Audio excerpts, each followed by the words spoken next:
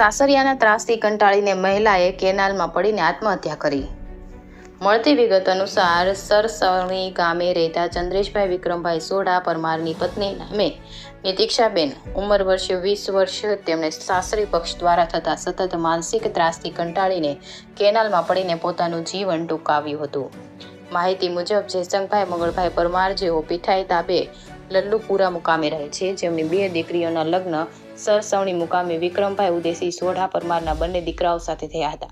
જેમાં નિતિક્ષાના લગ્ન ચંદ્રેશભાઈ સોઢા પરમાર સાથે આશરે 3 વર્ષ પહેલા થયા હતા. શરૂઆતમાં સાસરી પક્ષ દ્વારા નિતિક્ષાને સારી રીતે રાખતા હતા, પરંતુ નિતિક્ષાના પતિ ચંદ્રેશભાઈની કોઈની સાથે આડા સંબંધો હોય જેની જાણ નિતિક્ષાબેનને થતાં જ તેમણે ઠપકો આપ્યો હતો, જેને લઈને ચંદ્રેશે વારંવાર નિતિક્ષા સાથે ઝઘડો કરવામાં આવતો હતો અને વધુમાં તેઓ દારૂ પીને નિતિક્ષાબેન સાથે મારઝૂડ કરતા હતા,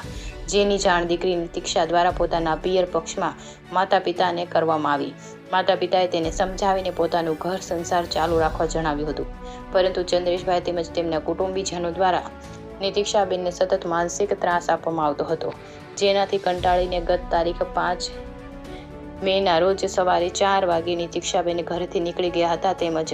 તારીખ 6/5ના રોજ સવારે 8:30 વાગે જિંજર નજીક કેનાલમાંથી નિતિક્ષાની લાશ મળી આવી હતી, જેમાં પિયર પક્ષ દ્વારા મહેમદાબાદ પોલીસ સ્ટેશને નિતિક્ષાના સાસરિયાઓ ચંદ્રેશભાઈ વિક્રમભાઈ સોઢા પરમાર, વીરેશભાઈ વિક્રમભાઈ સોઢા પરમાર, વિદ્યાબેન વિક્રમભાઈ સોઢા પરમાર,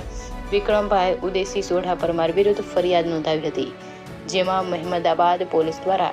ગુનો નોંધી આગળની કાર્યવાહી હાથ ધરવામાં આવી હતી. રિપોર્ટર પ્રવીણસિંહ સોલંકી સાથે બ્યુરો રિપોર્ટ, નવદીપ રાવલ, ખેડા.